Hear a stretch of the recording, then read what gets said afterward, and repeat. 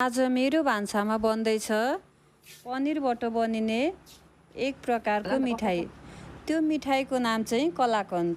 यो चाहिँ असाध्यै मिठो हुन्छ कि अब कति हेल्दी कुरा खानु भनेर मैले चाहिँ आज अलिकति पनिर थियो मसँग, अनि मैले चाहिँ त्यो पनिरलाई मजाले मिचेर मसिनो पारेँ। सबै पनिरलाई यतिको हुने गरी मसिनो पारेपछि चाहिँ अब हाम्रो कलाकन्द बनाउनको लागि रेडी भयो।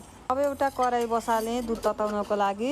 मैले कराईमा चाहिँ थोरै घिउ लगाएँ कि यसमा चाहिँ यो चाहिँ स्टिलको हो, दुध धेरै उम्लेर पनि जाँदैन अनि मुनि पिँधमा लागेर डढ्ने पनि हुँदैन भनेर। अनि त्यसपछि मैले 2 ग्लास जति दुध राखेँ त्यसमा।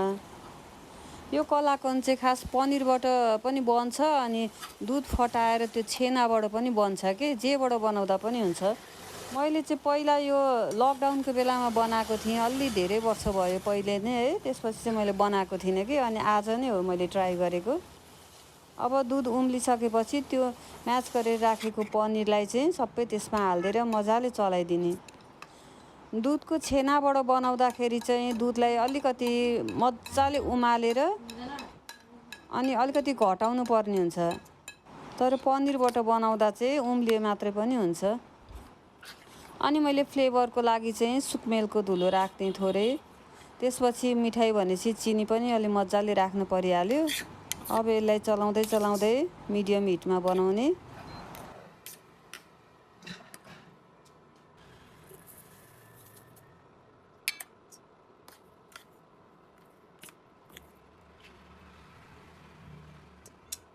मसँग कन्डेन्स मिल्क थियो, यो चाहिँ नराख्दा पनि हुन्छ। मसँग चाहिँ थियो त्यही भएर राखिदिएको।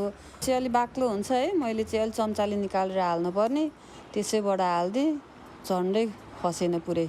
अब निकै बेर बनाएपछि चाहिँ यो दुधहरू अलिकति सुकेर यतिको देखियो। अनि यसलाई चाहिँ खास 4 पाटे बट्टाहरूमा यस्तोमा प्लेटहरू जस्तोमा राख्नुपर्ने। मसँग चाहिँ त्यस्तो नभएर मैले चाहिँ यो स्टिलको बट्टामा राखिदिएँ।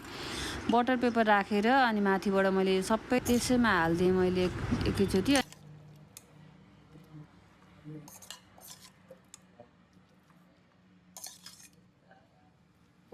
अनि यसलाई चाहिँ मजाले थिचेर कुना काप्चा सबै मिलाएर थिचिकन टाइट गरेर राख्नुपर्छ कि, यो फुक्छ नि त, फुर्र पर्या हुन्छ उसै त।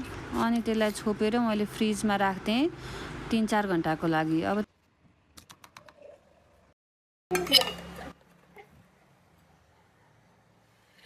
3-4 घन्टापछि हेर्दाखेरि चाहिँ यतिको सेट भएर बसेछ। अब यसलाई चाहिँ म एउटा प्लेटमा खन्याउँछु। यस्तो राम्रो देख्यो कि हेर्दाखेरि। कहिलेकाहीँ चाहिँ यस्तो मिठाईहरू पनि आफ्नै घरमा पनि बनाएर खान सकिन्छ कि। यो चाहिँ एकदम सिम्पल, एकदम सजिलो छ। यसलाई चाहिँ केही खास केही कुरो चाहिँदैन कि।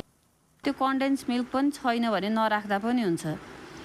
यो चाहिँ अलिकति फुरफुर टाइपको हुने भएको भएर छेउछेउबाट अलिअलि फुर्र निस्केको छ, त्यो केही फरक पर्दैन खास। त्यसलाई चाहिँ एकदम राम्रो देखिया छ अनि मिठो पनि एकदमै भयो। हजुरहरूलाई धेरै धेरै धन्यवाद यति लामो भिडियोलाई यति माया गरेर हेरिदिनु भयो। भिडियो मन पर्यो भने चाहिँ लाइक, कमेन्ट र सेयर गर्न नबिर्सिनु होला।